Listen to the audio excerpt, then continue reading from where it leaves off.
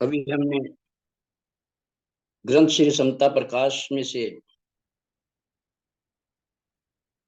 ईश्वर महिमा, ईश्वर प्रार्थना के शब्द को श्रवण किया।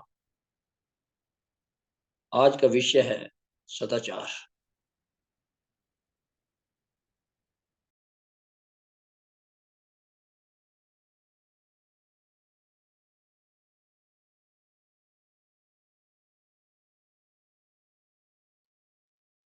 सत स्वरूप जिस जाने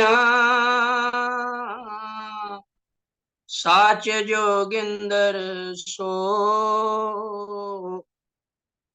मंगत विपता सब टरी जिस पल दर्शन हो। सत स्वरूप जिस जाने साच जोगिंदर सो, मंगत विपता सब टरी जिस पल दर्शन हो।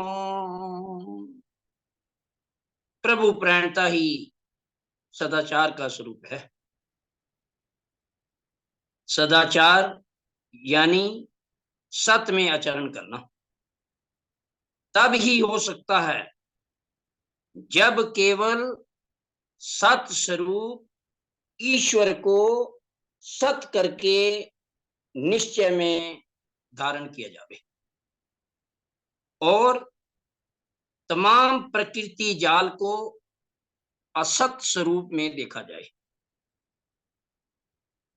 जिस वक्त नित्य ही जीवन परम श्रेष्ठ आचार्य हो जाता है, यानी सादगी, सत्य, सेवा, सत्संग और सत सिमरन आदि महागुणों को धारण करके बुद्धि तमाम भ्रष्टाचार से पवित्र हो जाती है, उस वक्त सत विश्वास, सत अनुराग और सत निध्यासन एक आत्म स्वरूप का प्राप्त होता है जो परम कल्याणकारी स्वरूप है।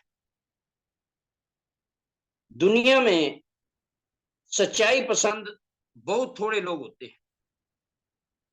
आम जनता माया की गिरफ्त, झूठ, अंधकार को पसंद करती है।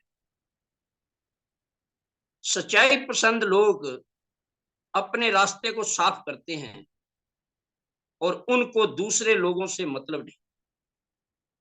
सदाचार है शिरोमणि, सत मार्ग निरंकार,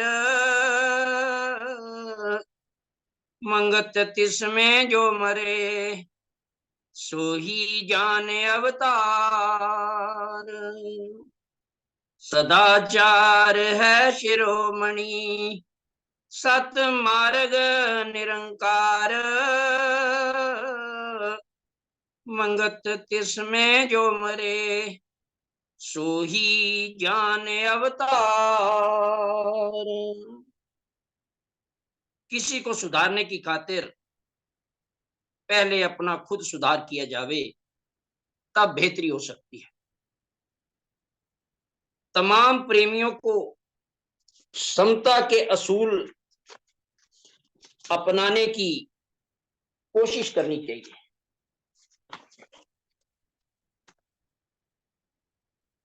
सच्चाई के रास्ते पर चलने में बेशक तकलीफ तो बहुत होती है, मगर उसका फल परम सुख को देने वाला है। इस दुनिया में बगैर सत मार्ग के चलने में कभी भी असली खुशी को हासिल नहीं कर सकता। हर वक्त दूसरे की भलाई करनी चाहिए और अपने सच्चे धर्म समता में हर वक्त कुर्बान होने की कोशिश करनी चाहिए। ईश्वर विश्वास, देश सेवा, सदाचारी जीवन और ईश्वर भक्ति को हर वक्त धारण करते रहो। इन्हीं सत नियमों से मन शुद्ध होकर ईश्वर प्राण हो जाता है। अगर कोई अपनी उन्नति करनी चाहे तो नित्य ही पवित्र विचारों को धारण करे, जो सत्पुरुषों की सत शिक्षा है। ज्यों ज्यों बुद्धि पवित्र कर्मों में दृढ़ होती है, त्यों त्यों ही अंतर में त्याग बल पैदा होता है, और ऐसे यत्न करते करते परम त्याग की प्राप्ति हो जाती है। जो नित्य ही शुद्ध आचरण में प्रवीण है और गुरु भक्त है, वह सदा ही निर्वास गति को प्राप्त हो सकता है। और गुरु भगत वह सदा ही निर्वास गति को प्राप्त हो सकता है। कर्म अकर्म की सुध मिले, सतगुर सुने संदेश, मंगत पावे परमगत, जो धारे आचार विषेक। कर्म अकर्म की सुध मिले, सतगुर सुने संदेश, मंगत पावे परमगत, जो धारे आचार विषेक।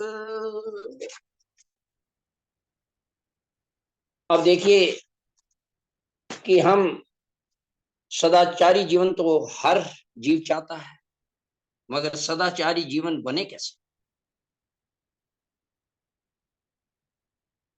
क्योंकि हम सब चाहते हैं कि हमारा जीवन सुखमयी हो, कोई दुख नहीं हो।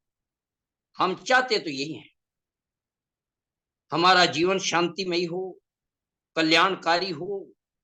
लेकिन इस संसार में तो सुख भी है और दुख भी है, शांति भी है और अशांति भी है। फिर दुख से कैसे बचें, अशांति से कैसे बचें, ताकि जीवन सुखमय हो? सत्पुरुषों ने हमें सुखी जीवन जीने की कला बताई। उन्होंने फरमाया, जीवन में सदाचार अपनाओ, यह ही सुखी जीवन जीने की कला है। तथा सुखी जीवन ही सदाचार की फाउंडेशन है तथा फंडामेंटल प्रिंसिपल है। सुखी जीवन का सदाचार ही फाउंडेशन हो। हमारे कर्म की हमारे जीवन में हर समय कर्म करते रहते हैं, मगर भूल जाते हैं कि इन कर्मों का फल भी हमारे सामने आएगा और हमें कर्मों का फल भोगना पड़ेगा। देखिए, जैसे रबड़ की गेंद है, अगर हम उसको दीवार के ऊपर फेंकते हैं, मारते हैं, तो वो वापस ही हमारी तरफ आती है।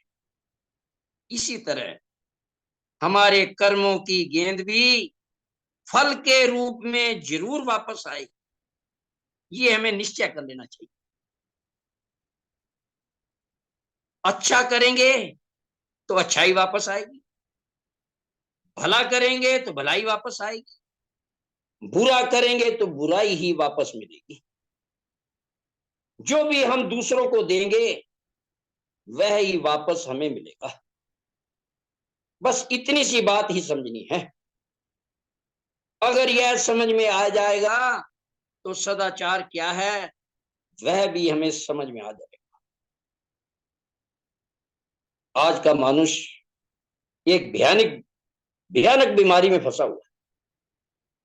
तृष्णा रूपी बीमारी, वासना रूपी रोग में मनुष्य हर समय जल रहा है। न तृष्णा समाप्त होती है, न सुख शांति मिलती है। जीव इन ही कामनाओं की पूर्ति के लिए कर्म करता चला जाता है। अच्छे कर्म व बुरे कर्म भी। कर्म करते करते जीवन लीला तो समाप्त हो जाती है, मगर जीव का सफर खत्म नहीं होता। उसे तो फिर उन कर्मों का फल भोगने के लिए कई बार जन्म लेना पड़ता है, कई बार मरना पड़ता है। यह जन्म मरण का चक्कर बड़े भयानक दुख का रूप। इससे छुटकारा पाना ही हमारे जीवन का लक्ष्य, और यह लक्ष्य हम केवल मनुष्य रूपी कर्म योनि में ही प्राप्त कर सकते हैं, अन्य किसी भोग योनि में नहीं। इसलिए मानुष जन्म को बहुत मूल्यवान और सबसे उच्च कोटि का जन्म माना गया है। मानुष जन्म में ही हम ईश्वर प्राणता को धारण करके प्रभु से प्रेम और उनसे मिलाप कर सकते हैं। श्री महाराज जी ने फरमाया, इस मानुष जीवन की यात्रा में केवल सत अनुराग ही परम शांति देने वाला है। इसलिए परम यत्न से सतपरायण होकर असत के मान मोह को त्याग कर नम्रता, प्रेम और परोपकार जैसे गुण धारण करके उत्तम संस्कारों को प्राप्त किया जा सकता है। जब तक सत का बोध नहीं होता तब तक वासना रूपी कर्म दुख से छुटकारा नहीं मिल सकता। श्री महाराज जी ने चेतावनी दी कि अगर इसी जन्म में सत का बोध नहीं हुआ तो फिर कई शरीर धारण करके वासना के फैलाव में विचरना पड़ेगा और बार बार जन्म लेना पड़ेगा और बार बार मरना पड़ेगा। इससे एक बात साफ हो गई कि हमारे जीवन का लक्ष्य वासना नहीं बल्कि साधना है, भोग नहीं त्याग है। वासना तो एक रोग है, दुख है, नरक है, जबकि साधना अमृत है, सुख है, स्वर्ग है, जीवन है, आनंद है। इसीलिए वासना का त्याग करो और साधना को धारण करो, तुम्हारा जीवन सुखमय हो जाएगा, कल्याणकारी हो जाएगा। यह ही सदाचार का स्वरूप है। महाराज जी गारंटी दे रहे हैं। सदाचार यानी सत्य में आचरण करना तब ही हो सकता है जब केवल सत्य स्वरूप ईश्वर को ही सत्य करके निश्चय में धारण किया जावे। सदाचार यानी सत्य में आचरण करना तब ही हो सकता है जब केवल सत्य स्वरूप ईश्वर को ही सत्य करके निश्चय में धारण किया जावे और तमाम कर्म जाल को असत रूप में देखा जाए। इसीलिए सत्पुरुषों ने कहा है कि हर घड़ी ईश्वर को याद करो और उसी का सिमरन करो। मगर हम तो अपनी देह के सिमरन में ही जीवन व्यतीत कर देते हैं। इसका त्याग करना होगा। देह का मान दुख का कारण है, देह का मान दुख का कारण है और शरीर के कर्म भोग हमारे लिए बड़ा भारी बंधन। इनका त्याग करना होगा। यह मुमकिन है केवल सदाचार को अपने जीवन में धारण करने से। अपने जीवन को सदाचारी बनाओ, यानी अपने आचरण को शुद्ध करो, वह अपनी रहनी सहनी को शुद्ध बनाओ, अपने मन और बुद्धि को निर्मल करो। जब बुद्धि शुद्ध हो जाएगी तो हमारे अंदर शुद्ध विचार उत्पन्न होंगे। जब बुद्धि हमारी शुद्ध हो जाएगी तो हमारे अंदर शुद्ध विचार उत्पन्न होंगे और इन सत विचारों द्वारा हम सत कर्म करेंगे जिनका फल सुख व शांति होगा। सदाचार का मतलब है हम जीवन में सत्कर्म करें। याद रखो, तमाम जीवन का आधार बुद्धि की पवित्रता के मुताबिक है।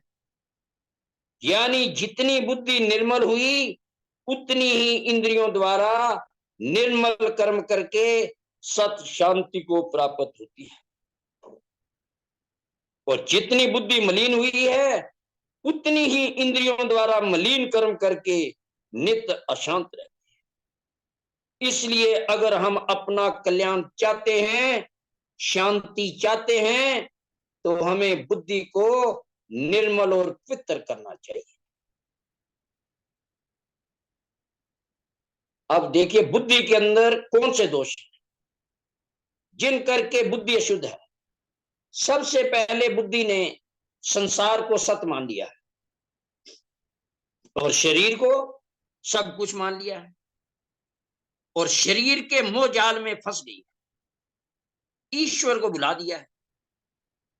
जीव शारीरिक भोगों में इतना ग्रस गया है कि अपने अंदर कर्तापन का अहंकार पैदा कर, अपने आप को ही कर्मों का कर्ता बना दिया और अवगुणों के जाल में जकड़ गया। सत विद्या अलोप हो गई और जीव हर समय स्वार्थ के बारे में ही सोचता है और कर्म करता है। स्वार्थ कर्म तो बुद्धि को मलिन कर देते हैं और जीव भोग की लोभ में जलता रहता है। सत्पुरुषों ने इस बीमारी को समझा और फरमाया, यह जीवन विकारों को भोगने के लिए नहीं है, बल्कि विकारों को जड़ से उखाड़ने के लिए है। इस वास्ते कोशिश करो, अपने जीवन को परोपकारी बनाओ, स्वार्थ त्याग कर परमार्थ का रास्ता अपनाओ, सत्कर्मों में विचरो। जब तक कर्म शुद्ध नहीं होंगे शांति नहीं मिलेगी, और कर्म की पवित्रता से ही बुद्धि शुद्ध होगी, और शांति को पाने के लिए सत साधना को धारण करेगी। निर्मल कर्म करोगे तो ईश्वर विश्वास प्राप्त होगा, और प्रभु विश्वास से कर्म जाल की आसक्ति का नाश होगा, यानी प्रभु प्राणता प्राप्त होगी। सतगुरुदेव जी ने सदाचार का स्वरूप बतलाते हुए फरमाया, सार निर्णय यह है कि सत्य कर्म करने से बुद्धि निर्मल और पवित्र होती है। सार निर्णय यह है कि सत्य कर्म करने से बुद्धि निर्मल और पवित्र होती है, और उन्हीं के द्वारा जीव सदाचारी बनता है, और इन्हीं कर्मों के फलस्वरूप जीव ईश्वर प्राण हो जाता है। इससे यह बात साफ हो गई कि हमारे सत्कर्म ही हमें सदाचारी बनाते हैं और मलिन कर्म दुराचारी बनाते हैं। इसलिए अपने कर्मों पर नित्य विचार करो, अपने कर्म मार्ग को शुद्ध करो। श्री महाराज जी ने फरमाया, सत्कर्म साधन करो, यही धर्म स्वरूप,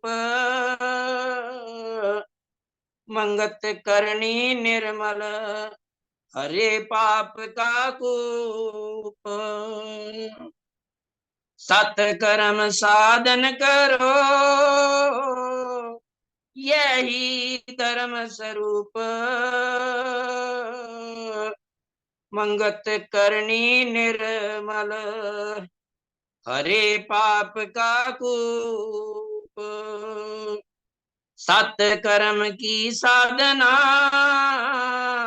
मन करे निष्काम, मंगत दुबदा सब मिटी, जीव पाए विश्राम। सत्कर्म की साधना मन करे निष्काम, मंगत दुबदा सब मिटे, जीव पाए विश्राम। देखिए, अब जो सदाचारी जीव है उसको क्या कर्म करने चाहिए। सदाचारी जीवन बनाने के लिए पहले अपना आहार शुद्ध करो। मनुष्य करुणाशील है, उदार हृदय है, लेकिन आज दुर्भाग्य से उसकी करुणा खोती जा रही और वह हिंसा की दिशा में बढ़ रहा। मांसाहार के सेवन से मनुष्य क्रूर, करुणाहीन व हिंसक बनता जा रहा। मांसाहार से मनुष्य कामी, क्रोधी, चिड़चिड़ा और आलसी हो जाता। लेकिन फिर भी ज्यादातर घरों में यह अशुद्ध आहार प्रचलित। याद रहे, अपने स्वाद व स्वार्थ के लिए किसी बेकसूर, बेजुबान की हत्या करके उसका मांस खाना बहुत बड़ा पाप। इसका बहुत भारी दंड भुगतना पड़ेगा। यह दुराचार का स्वरूप है। इसका नतीजा गिरावट है, आध्यात्मिक गिरावट। संसार न शुभ है न अशुभ है। तुम्हारा शुद्ध विचार ही इसे शुभ बनाता है और अशुद्ध विचार ही उसे अशुभ बना देता है। इसलिए विचार शुद्ध रखो, दूसरों को सम्मान देना सीखो। बड़ा हो या छोटा, अमीर हो या गरीब, पढ़ा लिखा हो या अनपढ़, परिचित हो या अपरिचित, सबको सम्मान देना सीखो। जगत आपको भी सम्मान देगा। दूसरों से प्रेम पूर्वक व्यवहार करो। यह सबको जीतने का सरल उपाय है। दूसरों में खूबियां तलाश करो और उनको अपनाओ। अपने अवगुण तलाश करो और उनसे बचने का उपाय करो। मगर हम तो इसके बिल्कुल उलट चल रहे हैं। हमें दूसरों की निंदा, बदखोई करने में बड़ा मजा आता है। इससे बचो। अपनी कमजोरियों पर ध्यान दो। दूसरों की मदद करो, शरीर से या धन से या मन से, वचन से। कहते हैं, कर भला हो भला। अपने सुख को त्याग कर दूसरों को सुख देने की चेष्टा करो, यानी निस्वार्थ सेवा को धारण करो। इससे आपके अंदर का अहम, मैं भावना का नाश होगा। नम्रता आएगी। अपने आप को सबसे नीचा मानो। अपनी बढ़ाई मत करो, बल्कि दूसरों के गुणों की कीरत गाओ। अगर दूसरों का विश्वास चाहते हो तो छल कपट को त्याग, अंदर बाहर से एक जैसा बनो। वाणी में मिठास लाओ। जीवा चटोरी है, बड़ी यह सदा मिठाई मांगती है, मगर बोलती कड़वी है। आज हमारी वाणी कड़वी और कठोर हो गई है। वाणी में इतनी शक्ति है कि बिगड़े हुए काम को सुधार भी सकती और सुधरे हुए काम को बिगाड़ भी सकती है। वाणी अहंकार को भी जन्म देती है। इसलिए वाणी में मिठास लाएं, क्रोध से दूर रहें। मीठी वाणी से आप सबको जीत सकते हैं। संगत का रंग बहुत जल्दी चढ़ता है। इसलिए संगत हमेशा विचारवान और विवेकी मनुष्यों की करो। स्वार्थ को त्याग दो, परमार्थ को अपना लो। दूसरों की सेवा से अपने अंदर नम्रता पैदा करो। फिर देखो कैसे प्रेम की लहरें आपके अंदर उठती हैं। फिर भगवान दौड़े आएंगे आपके पास। जो सब में ईश्वर का स्वरूप देखता है, वह ही ईश्वर का प्यारा बनता है। ईश्वर उसके अंग संग रहते हैं। सेवा तुल नहीं धर्म है, सेवा तुल नहीं ज्ञान। मंगत सेवा धर्म से, हरि भरम बिक। सेवा तुल नहीं धर्म है, सेवा तुल नहीं ज्ञान। मंगत सेवा धर्म से, हरि बरम बेक खान। स्वामी विवेकानंद जी ने कहा, भगवान को खोजने तुम कहाँ जाओगे? क्या ये गरीब, दुखी व निर्बल मनुष्य भगवान नहीं है? पहले इनकी पूजा क्यों नहीं करते? क्या तुम में प्रेम है?